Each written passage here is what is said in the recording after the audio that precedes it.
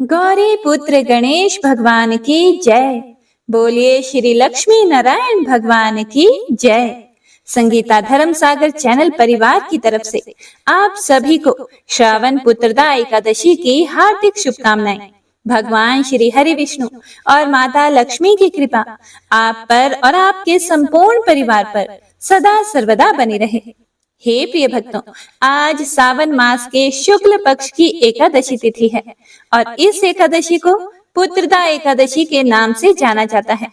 इस एकादशी का व्रत करने एवं कथा सुनने से देव तुल्य संतान की प्राप्ति होती है तथा मनुष्यों को वैकुंठ लोक मिलता है एवं तुलसी दल अर्पण करने से सभी पाप नष्ट हो जाते हैं। तो आज मैं आपको सुना रही हूँ पुत्रदा एकादशी की बड़ी ही दुर्लभ और पावन कथाएं। किंतु एक बात का विशेष ध्यान रखिएगा, इन कथाओं को पूरा सुनने से ही समस्त मनोकामनाओं की पूर्ति होती है। तो कथाओं को पूरा अवश्य सुनिएगा। तो आइए मन में गौरी पुत्र गणेश, भगवान श्री हरि और माता लक्ष्मी का ध्यान करते हुए बड़ी श्रद्धा और प्रसन्नचित मन से इन कथाओं को सुनते हैं। जय श्री कृष्ण। श्री युधिष्ठिर महाराज ने भगवान श्री कृष्ण से कहा, हे मधुसूदन, हे मधु राक्षस के संहारक, कृपया मुझ पर दया करें और मुझे श्रावण मास के शुक्ल पक्ष में होने वाली एकादशी का वर्णन कीजिए। परम भगवान श्री कृष्ण ने उत्तर दिया, हाँ हे राजन, मैं प्रसन्नता पूर्वक आपको इसकी महिमा सुनाऊंगा, क्योंकि इस पवित्र एकादशी के बारे में सुनने मात्र से ही अश्वमेध यज्ञ करने का पुण्य प्राप्त होता है। द्वापर युग के भोर में महिजीत नाम का एक राजा रहता था, जो महिष्पति पूरी राज्य पर शासन करता था। क्योंकि उसका कोई पुत्र नहीं था, इसीलिए उसका पूरा राज्य उसे बिल्कुल उदास लगता था। जिस विवाहित व्यक्ति का कोई पुत्र नहीं होता, उसे इस जीवन या अगले जीवन में कोई सुख नहीं मिलता। पुत्र के लिए संस्कृत शब्द पुत्र है। पु एक विशेष नर्क का नाम है और त्र का अर्थ है मुक्त करना। इस प्रकार पुत्र शब्द का अर्थ है वह व्यक्ति जो किसी को पो नामक नरक से मुक्ति दिलाता है। इसीलिए प्रत्येक विवाहित व्यक्ति को कम से कम एक पुत्र पैदा करना चाहिए और उसे ठीक से प्रशिक्षित करना चाहिए, तब पिता को नारकीय जीवन से मुक्ति मिलेगी। लेकिन यह आदेश भगवान विष्णु या कृष्ण के गंभीर भक्तों पर लागू नहीं होता, क्योंकि भगवान उनके पुत्र, पिता और माता स्वयं बन जाते हैं। इसके अलावा चाणक्य पंडित कहते हैं, सत्यम माता पिता ज्ञानम, धर्मो भ्राता दया सखा, शांति पत्नी क्षमा पुत्रा, सदा ते मामा बंधवः। अर्थात सत्य मेरी माता है, ज्ञान मेरे पिता है, मेरा व्यवसायिक कर्तव्य मेरा भाई है, दया मेरी मित्र है, शांति मेरी पत्नी है और क्षमा मेरा पुत्र है।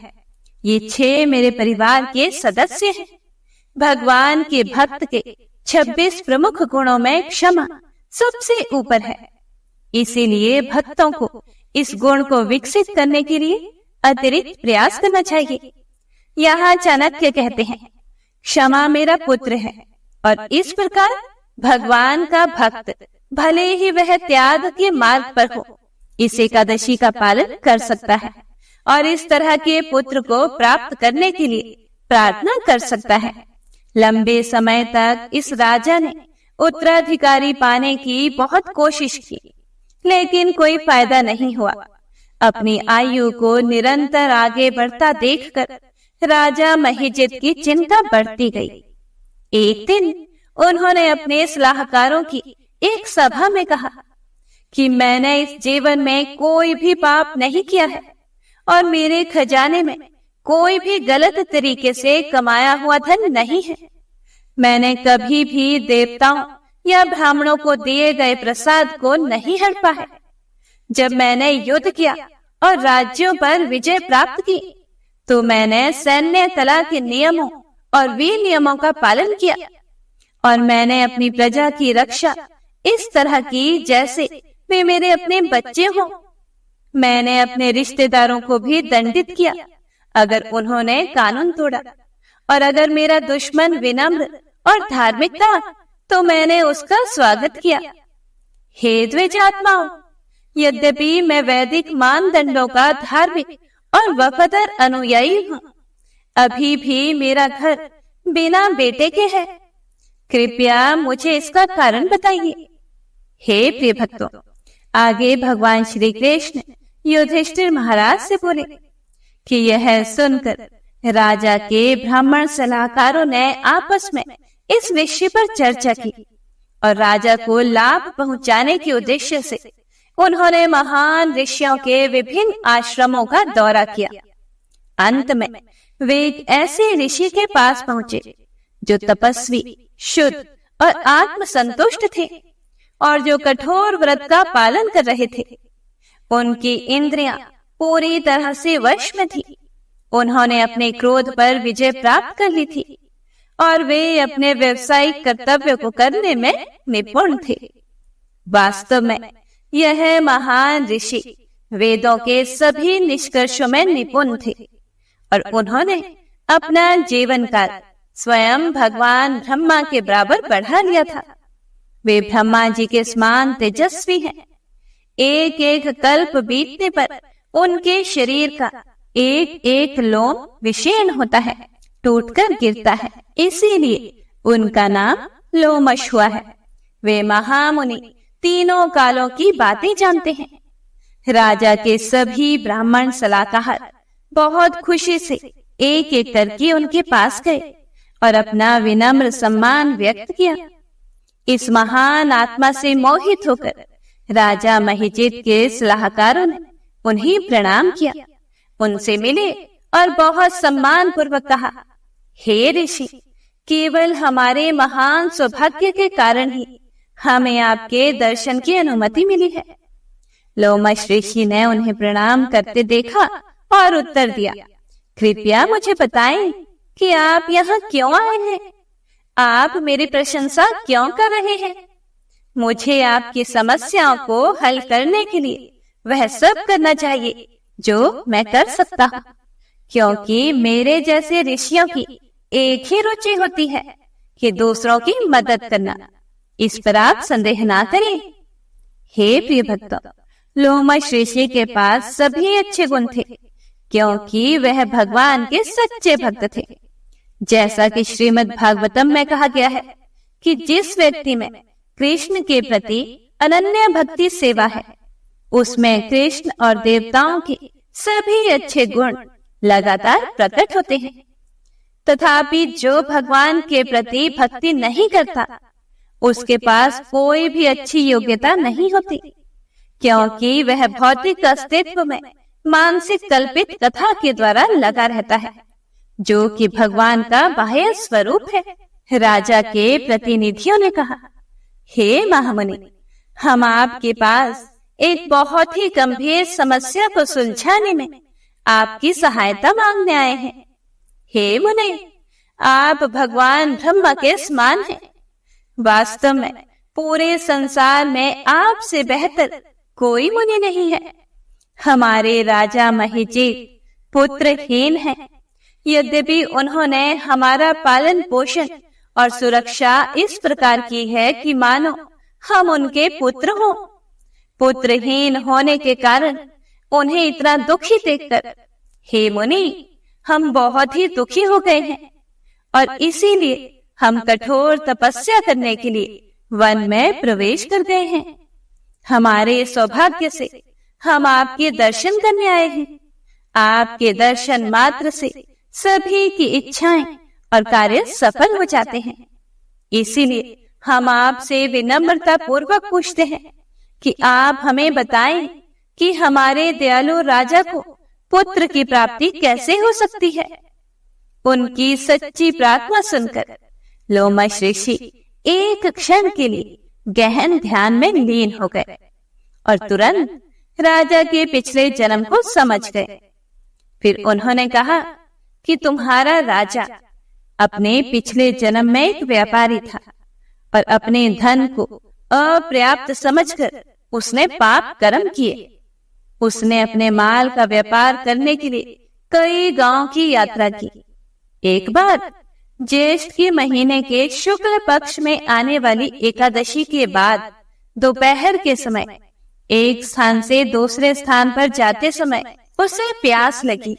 वह एक गांव के बाहरी इलाके में एक सुंदर तालाब के पास पहुंचा, लेकिन जैसे ही वह तालाब में पानी पीने वाला था, एक गाय अपने नवजात बछड़े के साथ वहां आ पहुंची।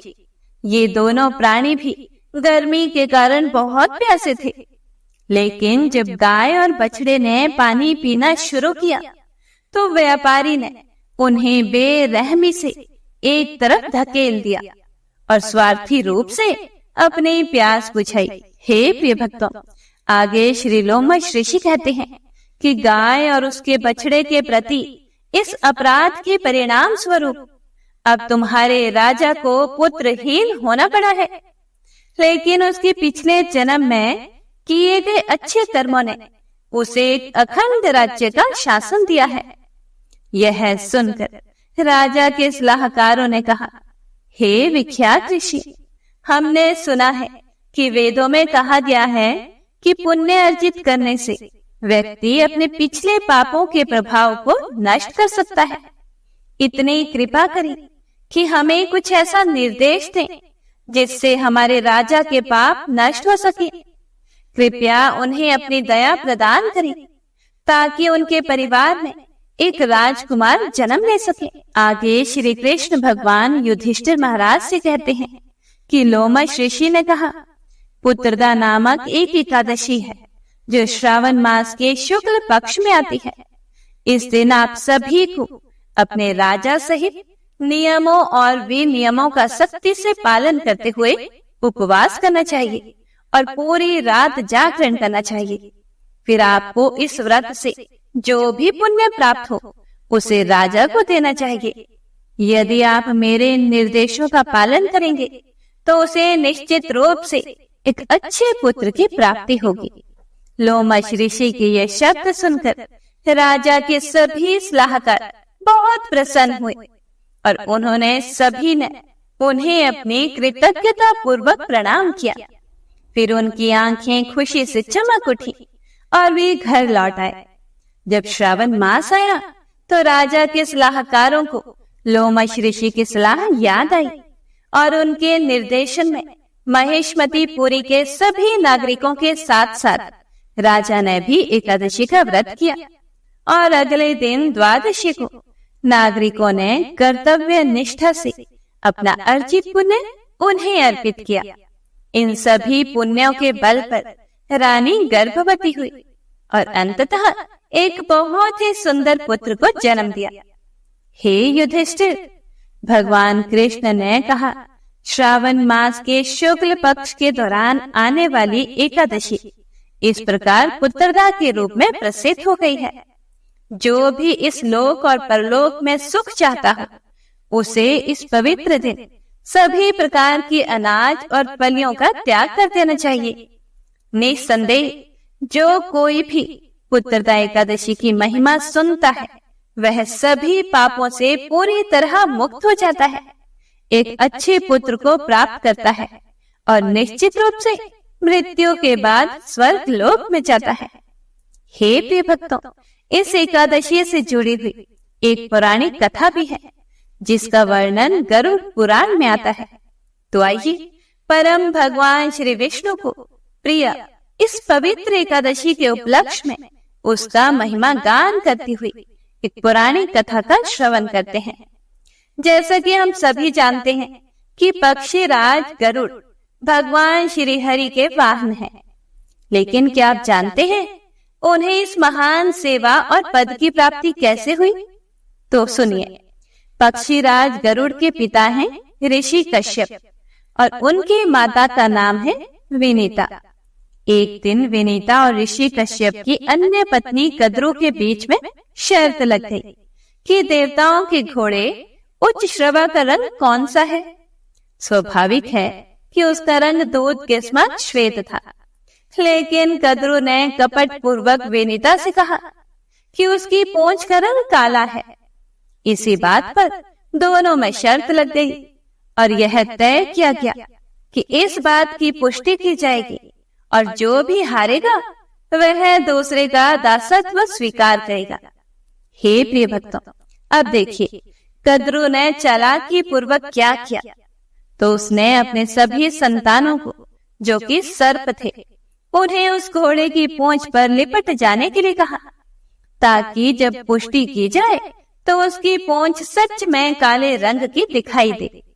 अपनी माता की आज्ञा पाते ही सभी सर्पों ने ऐसा ही किया और परिणाम स्वरूप गरुड़ की माता विनीता यह शर्त हार गई और उन्हें कद्रू की दासी बनकर रहना पड़ा।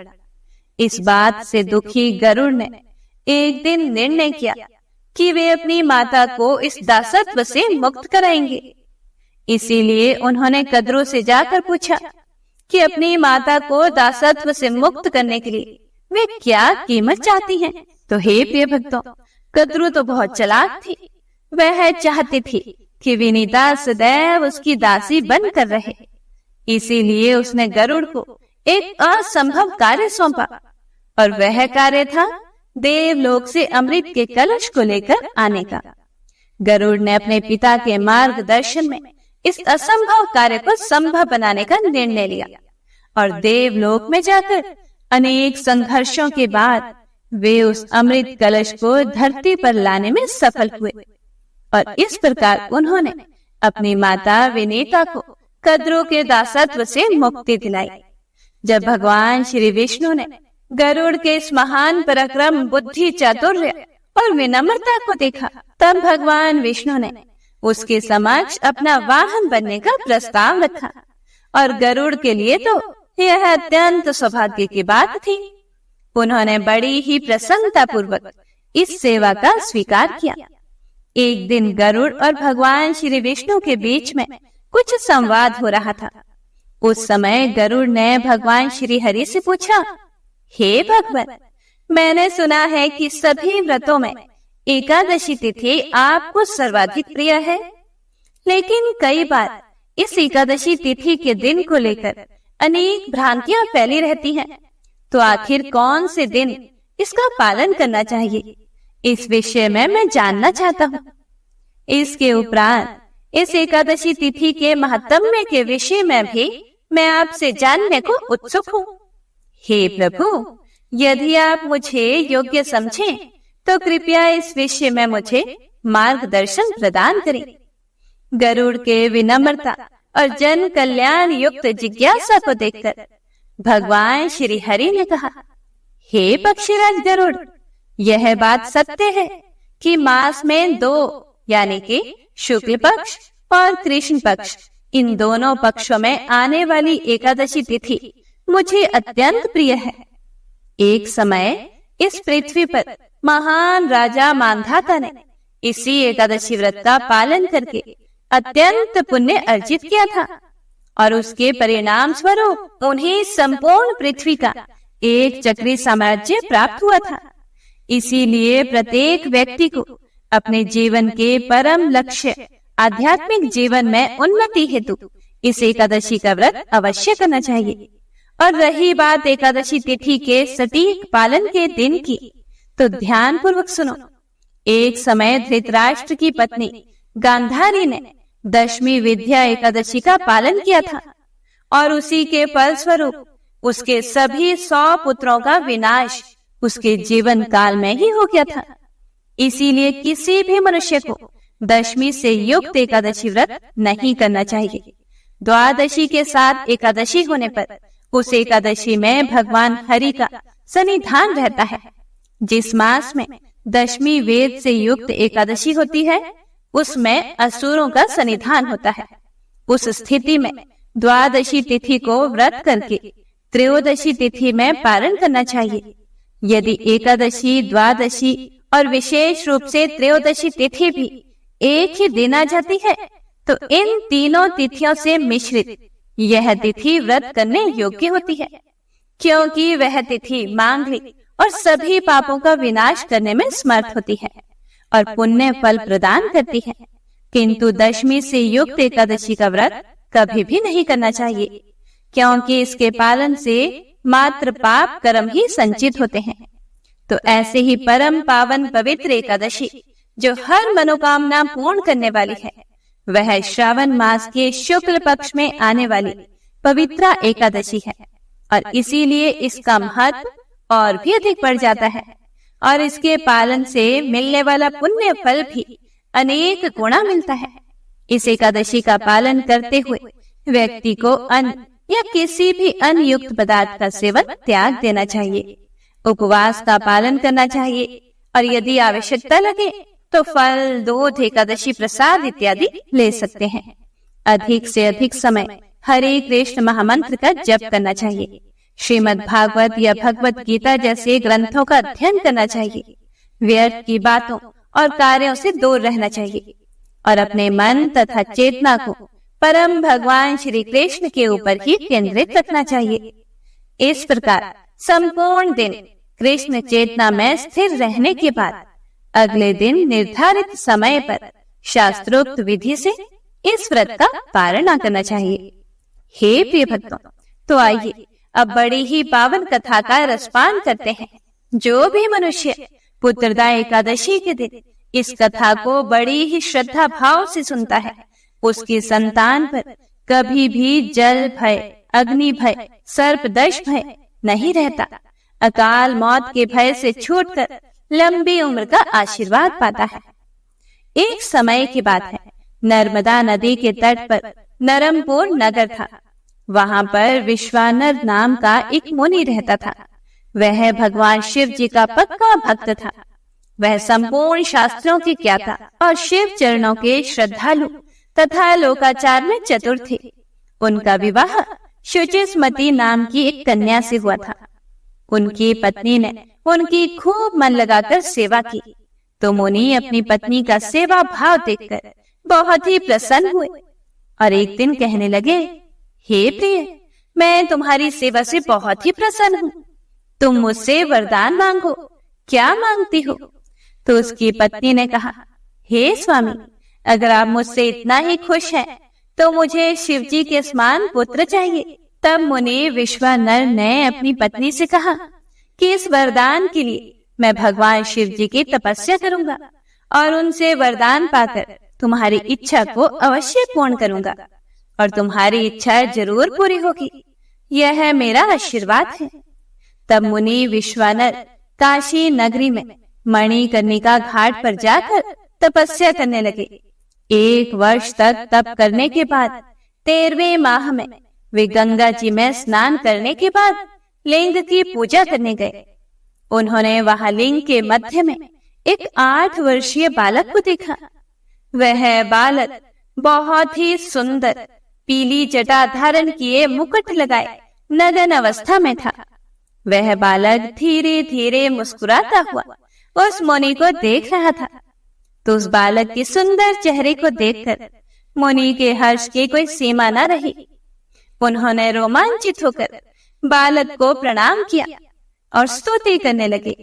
स्तुति करने पर बालक ने मुनि विश्वानर से कहा कि हे मुनिवर, तुमने अपनी पत्नी को शिव जी के समान पुत्र का आशीर्वाद दिया है। वह अवश्य पूर्ण होगा। मैं ही उसके गर्भ से जन्म लूंगा और मेरा नाम गृहपति होगा। इस प्रकार मुनि को वरदान देकर वह बालक अंतर ध्यान हो गए, और मुनि भी शिव जी का स्मरण करते हुए बड़े ही प्रसन्नता पूर्वक वहां से अपने घर को चले गए। घर आकर मुनि ने अपनी पत्नी को सारा समाचार कह सुनाया, तो उसकी पत्नी भी यह सुनकर बहुत ही खुश हुई। थोड़ा समय बीतने पर उनकी पत्नी गर्भवती हो गई। शुभ लगन में, शुभ योग में चंद्रमा के समान सुंदर बालक को जन्म दिया। उसके जन्म पर अप्सराएं नृत्य करने लगी। उस बालक का जात कर्म करने के लिए स्वयं ब्रह्मा मुनि विश्वानर के घर उपस्थित हुए, और उन्होंने उसका नाम गृहपति रखा। मुनि विश्वानर ने समय समय पर उस बालक के सारे संस्कार किए और वेद वेदांग में पारंगत कर दिया। बालक के 9 वर्ष की आयु होने पर उसे देखने के लिए नारद जी आए। तो नारद जी ने बताया कि इस बालक को 12वीं वर्ष में बिजली और अग्नि से भय है। तो नारद जी की बातों को सुनकर मुनि विश्वानर और उनकी पत्नी शुचिष्मति को महान दुख हुआ और वे दोनों रोने लगे। माता पिता को रोता हुआ देखकर बालक गृहपति ने उनसे रोने का कारण पूछा। तो उन्होंने रोते रोते सारा विधान कह सुनाया। तो वह बालक कहने लगा कि हे माते, हे पिताजी, आपके चरण के प्रताप से और देवाधिदेव महादेव की कृपा से मुझे कोई विघ्न तो क्या, काल भी नहीं मार सकता। देवाधिदेव महादेव तो कालों के भी काल हैं। आप मेरी चिंता करनी छोड़ दीजिए। मैं महामृत्युंजय का जाप करके अपनी रक्षा स्वयं कर लूंगा। बालक की बात सुनकर माता पिता को थोड़ा सा विश्वास हुआ और वे कहने लगे कि हे वत्स, महामृत्युंजय मंत्र से समस्त विघ्नों का नाश हो जाता है। तो उनकी बात सुनकर बालक गृहपति ने अपने माता पिता के चरणों की वंदना की और काशी जाकर गंगा में स्नान करके भगवान शिव जी की पूजा शुरू कर दी। शिवलिंग की पूजा करने से उसे भारी संतोष हुआ। वह कहने लगा कि मैं कितना भाग्यवान हूँ जो मुझे विश्वेश्वर शिव के दर्शन हुए हैं। नारद जी के कथन के कारण मेरा तो भाग्य उदय हो गया है। गृहपति ने वहां एक और शिवलिंग की स्थापना की तथा कठोर नियमों का पालन करते हुए 108 घड़ों से शिवलिंग को स्नान करवाया और उसके बाद नील कमलों की माला अर्पण की।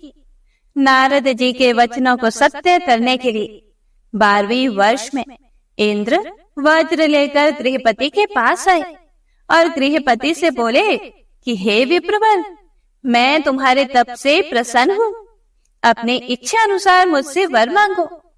परंतु गृहपति ने मधुर वाणी में उनकी स्तुति करते हुए कहा कि मुझे आपसे वरदान नहीं लेना, मैं तो केवल शिव जी से वरदान प्राप्त करूंगा। तो उसकी बात सुनकर इंद्र कहने लगे कि मुझसे बढ़कर कोई नहीं है। तुम अपना बचपना छोड़ो और मुझसे वरदान मांग लो, क्योंकि मैं सब देवताओं का स्वामी हूँ। इसीलिए शीघ्रता पूर्वक वर मांग लो, तुम्हारी इच्छा जरूर पूरी होगी। तब बालक गृहपति ने कहा कि मैं केवल शिव जी से ही वरदान चाहता हूँ। तो इस पर इंद्र ने उसे वज्र से डराया। बालक बिजली से युक्त वज्र को देखकर मूर्छित हो गया। बालक के मूर्छित होते ही भगवान शिव पार्वती सहित वहां पर प्रकट हो गए और उन्होंने अपने स्पर्श मात्र से ही बालक गृहपति को सचेत किया और बोले, बालक डरो मत, इंद्र को तुम्हारी परीक्षा लेने के लिए मैंने ही भेजा था। तुम मेरे भक्त हो, इसीलिए तुम्हारा कोई भी बाल भी बांका नहीं कर सकता। तुम्हारे द्वारा स्थापित शिवलिंग के तेज से कोई भी ठहर नहीं सकता। यह अग्निश्वर महादेव सदैव बिजली और अग्नि से रक्षा करते रहेंगे। इतना कहकर भगवान शिव उसी लिंग में अंतर ध्यान हो गए। हे प्रिय भक्तों, इस कथा को पुत्रदा एकादशी के दिन अवश्य सुनना चाहिए। जो भी मनुष्य इस कथा को श्रद्धा भाव से सुनता है, उसके संतान पर कभी भी जल भय, अग्नि भय, सर्पदंश भय नहीं रहता। अकाल मौत के भय से छूटकर लंबी उम्र का आशीर्वाद पाता है। तो प्रेम से बोलिए लक्ष्मी नारायण भगवान की जय, बोलिए शिव शिवा की जय। हे प्रिय भक्तों, तो आइए अब एकादशी माता की कथा सुनते हैं। एकादशी माता की कथा सुने बिना व्रत पूर्ण नहीं माना जाता। तो प्रेम से बोलिए एकादशी माता की जय। एक बार एक बूढ़ी माँ ने एकादशी का व्रत रखा। बड़े ही भक्ति भाव से पूजा अर्चना की। वे बहुत ही वृद्ध थीं, फिर भी उन्हें वृद्धावस्था में क्या बाधा थी। वे तो अपने पुत्र पौत्रों की सुख सुविधा के लिए व्रत रखने लगी थी। वे दिन भर तो जरा कठोर मन करके अपनी प्यास को रोके रही। दिन में पूजा पाठ किया, कथा सुनी और पंडित जी को मिट्टी के पात्र में भरकर पानी और ऋतुफल दान में दिए। डोना भर भर के बूरा शक्कर वितरण किया। दिन में गर्मी बहुत थी, जिसकी वजह से उन्हें गर्मी के कारण बहुत बेचैनी हो रही थी। इसी कारण से बहुत देर तक बूढ़ी माई पानी में पड़ी रही और पानी के कुल्ला करती रही, मुंह धोती रही। तब कहीं थोड़ा बहुत धैर्य बंध पाया। धूप तो तेज पड़ ही रही थी, इस कारण बार बार मुंह सूख रहा था। बूढ़ी माँ बहुत बेचैन हो रही थी। एक तो बुढ़ापा और दूसरा यह भयंकर गर्मी। वृद्धावस्था की स्थिति तो कुछ दूसरी ही प्रकार की होती है। जैसे तैसे रो धो के दिन तो कट गया। अब पहाड़ सी रात सामने थी। उसका कटना बड़ा ही कठिन दिखाई दे रहा था।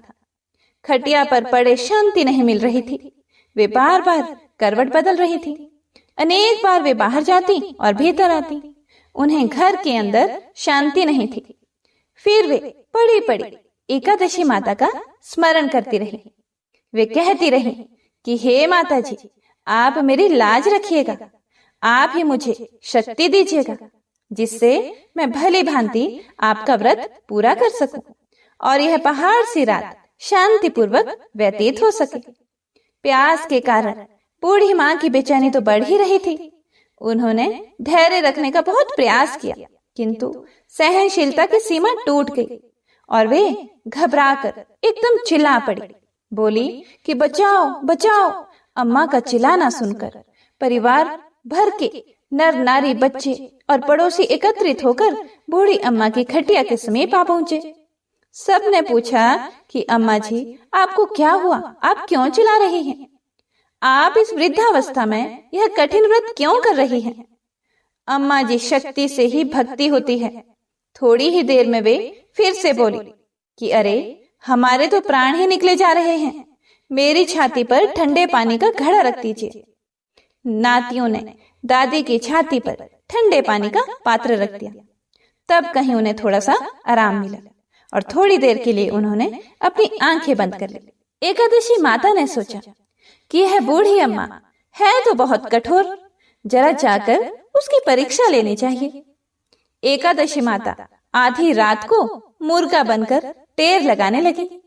मुर्गा की आवाज सुनकर दादी जल्दी से उठी और बाहर जाकर आसमान की ओर देखा, किंतु आसमान में कहीं उन्हें प्रातःकालीन तारा दिखाई नहीं दिया। अम्मा सोचने लगी कि यह मुर्गा क्यों और कैसे बोल गया। उन्हें प्यास तो लग ही रही थी। थोड़ा बहुत उनका मन भी विचलित होने लगा था, किंतु अंत में उन्होंने दृढ़ निश्चय किया कि मैं अब व्रत को पूर्ण करके ही छोड़ूंगी, चाहे भले ही मेरे प्राण निकल जाए। यह सोचकर फिर वे खटिया पर शिथिल होकर लेट गई। थोड़ी ही देर में एकादशी माता ने उनकी फिर से परीक्षा लेनी चाहिए। एक छोटी सी बालिका एक गिलास में शरबत लेकर उनके सिरहाने खड़ी हो गई और जोर से बोली कि दादी जी, सवेरा हो गया है, आप हाथ मुंह धोकर शरबत पी लीजिए। पहले तो शरबत का गिलास देखकर अम्मा का मन ललचाने लगा, किंतु अचानक व्रत का स्मरण हो आया और उन्होंने सोचा कि मैं किसी भी प्रकार से अभी शरबत नहीं पी सकती हूँ, और वे शांतिपूर्वक अपनी खटिया पर लेट गई। फिर थोड़ी ही देर में उन्हें ऐसा लगा जैसे किसी ने उन्हें पानी के कुएं में पटक दिया हो। वे बड़ी देर तक उस कुएं में हाथ पांव चलाते रहे, किंतु उन्होंने अपने मुंह में पानी की एक बूंद भी नहीं जाने दी और वे दृढ़ता पूर्वक अपना व्रत पालती रही। थोड़ी ही देर में ना जाने कहां से सामने आग जलने लगी, जिससे भारी गर्मी बढ़ने लगी। प्यास के कारण प्राण निकलने लगे, किंतु बूढ़ी अम्मा का कुछ भी नहीं बिगाड़ पाया। वे जहां की तहां मुस्कुराती हुई सी बैठी रही। थोड़ी ही देर में बाहर प्रकाश दिखाई देने लगा। ऐसा लगा कि जैसे सवेरा हो गया हो। बूढ़ी अम्मा ने जब बाहर निकलकर देखा तो समझ गई कि अभी सवेरा होने में 3-4 घंटे की देरी है। यह जानकर वे शांतिपूर्वक इधर उधर घूमने फिरने लगी। एकादशी माता यह बात अच्छी तरह से समझ गई थी कि यह बूढ़ी अम्मा किसी भी प्रकार से अपने व्रत से नहीं टल सकती। वे उनके सत्य व्रत को अच्छी तरह से समझ गई। सवेरा होते ही बूढ़ी माता ने स्नान किया, भगवान का पूजन पाठ किया, एकादशी माता की कथा सुनी, ब्राह्मणों को दक्षिणा देकर भोजन कराया। तब कहीं उन्होंने जल ग्रहण किया। कन्याओं को भोजन कराने के बाद अम्मा ने स्वयं भोजन किया। उस श्रेष्ठ व्रत के प्रताप से बूढ़ी अम्मा की आयु में वृद्धि हो गई। उनका घर परिवार हरा भरा हो गया। घर में अब उनके कोई अभाव नहीं रहा। वे हर तरह के सुख साधनों से संपन्न हो गई। नाती नातिनों से उनका घर भर गया और वे उसी दिन से 12 महीने की एकादशी का व्रत करने लगी। एकादशी माता के व्रत के प्रताप से इस संसार में हर प्रकार के सुख भोगकर अंत में वैकुंठ धाम को चली गई। जैसे एकादशी माता ने बूढ़ी माता और उनके परिवार को हरा भरा किया, ऐसे ही एकादशी माता हम सभी की मनोकामनाओं को पूर्ण करे। बोलिए एकादशी माता की जय। बोलिए श्री तुलसी शालिग्राम जी की जय। ओम जय एकादशी जय एकादशी जय एकादशी माता। विष्णु पूजा व्रत को धारण कर शक्ति मुक्ति पाता। तेरे नाम गिनाऊं देवी भक्ति प्रदान करनी। गण गौरव की देनी माता शास्त्रों में वरनी। ओम जय एकादशी माता। विष्णु पूजा व्रत को धारण कर शक्ति मुक्ति पाता। मार्गशीर्ष के कृष्ण पक्ष की उत्पन्ना। विश्व तारिणी जन्मी। शुक्ल पक्ष में हुई मोक्षदा मुक्तिदाता बन आई। ओम जय एकादशी माता। विष्णु पूजा व्रत को धारण कर शक्ति मुक्ति पाता। पौष के कृष्ण पक्ष की सफला नामक है। शुक्ल पक्ष में होए पुत्र दान अधिक रहे। ओम जय एकादशी माता। विष्णु पूजा व्रत को धारण कर शक्ति मुक्ति पाता। नाम षटतिला माघ मास में कृष्ण पक्ष आवे। शुक्ल पक्ष में जया कहावे विजय सदा पावे। ओम जय एकादशी माता। विष्णु पूजा व्रत को धारण कर शक्ति मुक्ति पाता। विजया फागुन कृष्ण पक्ष में शुक्लामल की। पाप मोचनी कृष्ण पक्ष में चैत्र महाबल की। ओम जय एकादशी माता। विष्णु पूजा व्रत को धारण कर शक्ति मुक्ति पाता। चैत्र शुक्ल में नाम कामदा धन देने वाली। नाम बरूथिनी कृष्ण पक्ष में वैशाख माह वाली। ओम जय एकादशी माता। विष्णु पूजा व्रत को धारण कर शक्ति मुक्ति पाता। शुक्ल पक्ष में हुए मोहिनी अपरा ज्येष्ठ कृष्ण पक्षी। नाम निर्जला सब सुख करनी शुक्ल पक्ष रखी। ओम जय एकादशी माता। विष्णु पूजा व्रत को धारण कर शक्ति मुक्ति पाता। योगिनी नाम आषाढ़ माह में जानो कृष्ण पक्ष करनी। देवशयनी नाम कहायो शुक्ल पक्ष धरनी। ओम जय एकादशी माता। विष्णु पूजा व्रत को धारण कर शक्ति मुक्ति पाता। कामिक श्रवण मास में आवे कृष्ण पक्ष कहिए। श्रवण शुक्ला होए पवित्र आनंद से रहिए। ओम जय एकादशी माता। विष्णु पूजा व्रत को धारण कर शक्ति मुक्ति पाता। अजा भाद्रपद कृष्ण पक्ष की परिवर्तनी शुक्ला। इंद्राश्विन कृष्ण पक्ष में व्रत से भव सागर निकला। ओम जय एकादशी माता। विष्णु पूजा व्रत को धारण कर शक्ति मुक्ति पाता। पपंकुशा है शुक्ल पक्ष में आप हरनहारी। रमा मास कार्तिक में आवे सुखदायक भारी। ओम जय एकादशी माता। विष्णु पूजा व्रत को धारण कर शक्ति मुक्ति पाता। देवोत्थानी शुक्ल पक्ष के दुख नाशक मैया, पावन मास में करूं विनती पार करो नैया। ओम जय एकादशी माता। विष्णु पूजा व्रत को धारण कर शक्ति मुक्ति पाता। परमा कृष्ण पक्ष में होती जन मंगल करनी, शुक्ल पास में होए पद्मिनी दुख दारिद्र हरनी। ओम जय एकादशी माता। विष्णु पूजा व्रत को धारण कर शक्ति मुक्ति पाता। जो कोई आरती एकादशी की भक्ति सहित गावे, जन गुरुदिता स्वर्ग का वासा निश्चय ही पावे। ओम जय एकादशी माता। विष्णु पूजा व्रत को धारण कर शक्ति मुक्ति पाता। शक्ति मुक्ति पाता, शक्ति मुक्ति पाता। प्रेम से बोलिए एकादशी माता की जय।